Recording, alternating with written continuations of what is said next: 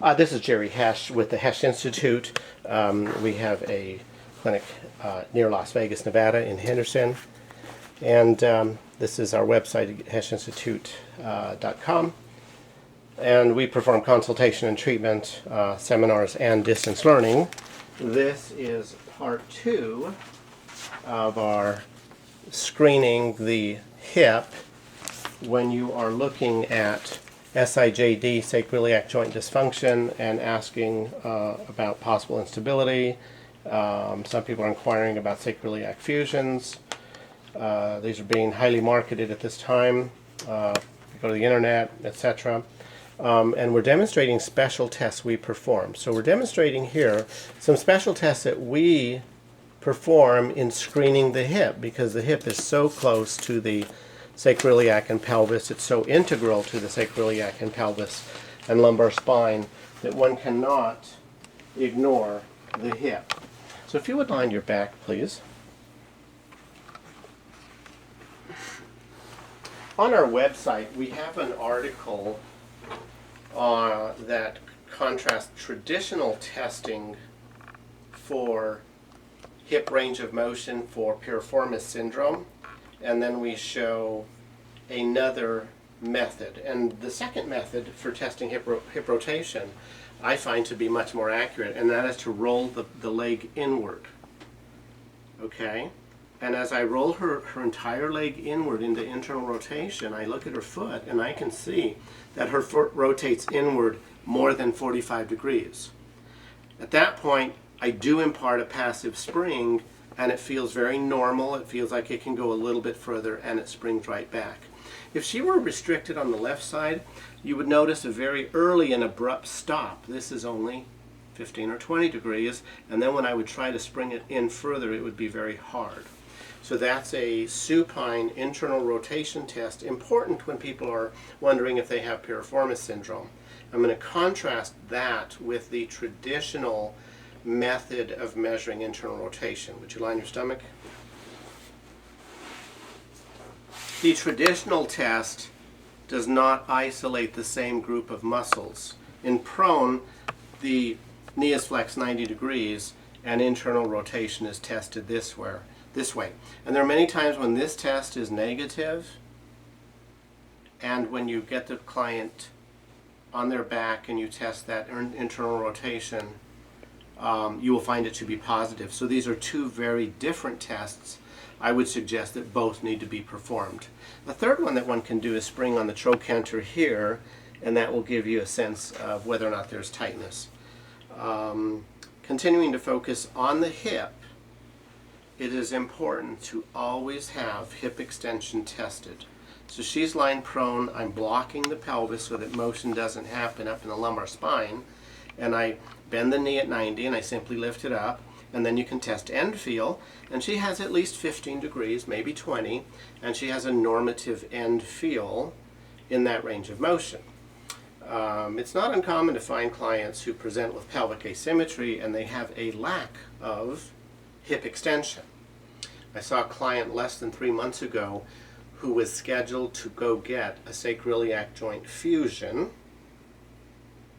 on the basis of continued pelvic asymmetry. The cause of the pelvic asymmetry was a lack of hip extension. When we tested it, we could not lift it up any further than that. And on the other side, she had a very generous amount of hip extension.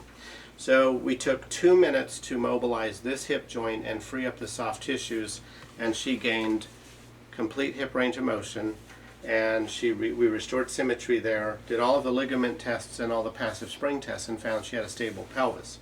So that's one interesting case there. There are times when an SI fusion is appropriate, so we're not anti-fusion. We're just encouraging that when people are concerned about their asymmetries and concerned about hypermobility and surgical instability, there are additional tests that one can do to make sure that that is the appropriate diagnosis, and additional tests that can be done to evaluate the function of the hip joint. So continuing on with the hip, let's have you lie on your back, please.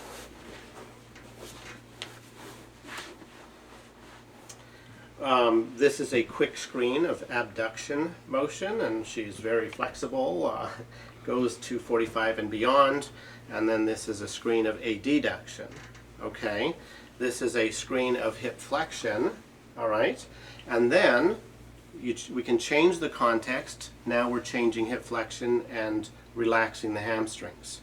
Okay, it's important to screen the hip for internal pathology, and there's a very good article published this year in 2013 that shows that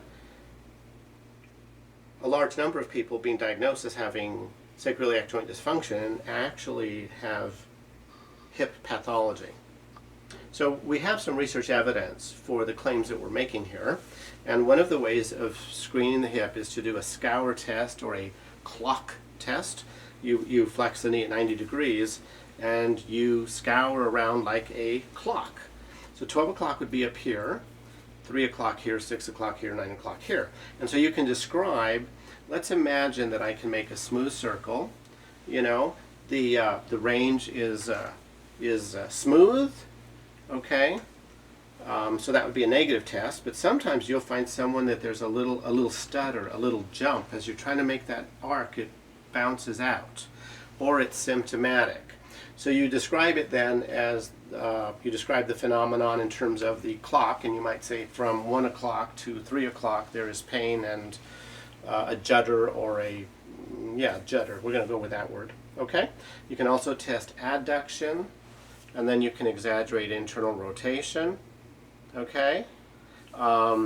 You can test what's called a Patrick-Faber test, in which you test abduction, external rotation, and slight flexion. You can do it above the knee, isolate a different part of the hip joint and capsule. You can put the heel on the lower leg, and if you would scoot to that edge, please. You can also take the leg off into extension and abduction, and then test internal rotation. Okay? There's several other tests that you can do in the SI literature. Probably everyone's familiar with some of these pain provocation tests. They're very similar to those tests. And this one is a thigh thrust test. If those reproduce pain, you cannot make the claim that that's positive for sacroiliac joint dysfunction. You have to separate, is it positive for pain in the hip joint, which would reproduce in the crease of the thigh region, or even in the outside by the trochanter of the hip. That's that bump below in the region of your front pocket, in the outside of your front pocket. Whereas true SIJ pain would be a lot deeper, perhaps close to the PSIS in the back. So when these tests are being performed, the question is not, do these tests cause pain? Where do they cause pain? That's the important question. Now, the thigh thrust test is typically done at 90 degrees. We already have a YouTube video that shows that in order to isolate the SIJ, you have to evaluate when ligamentous tension occurs over the dorsal SI ligaments and medial to the PSIS. And she's so flexible that we don't isolate that until way up here in flexion, about 120 degrees of hip flexion. We can then adduct it and get a little bit more tightness. And so now when I thrust it, I can feel the change in tone in the SI area. So that is a modification that we perform, that we developed for the thigh thrust test.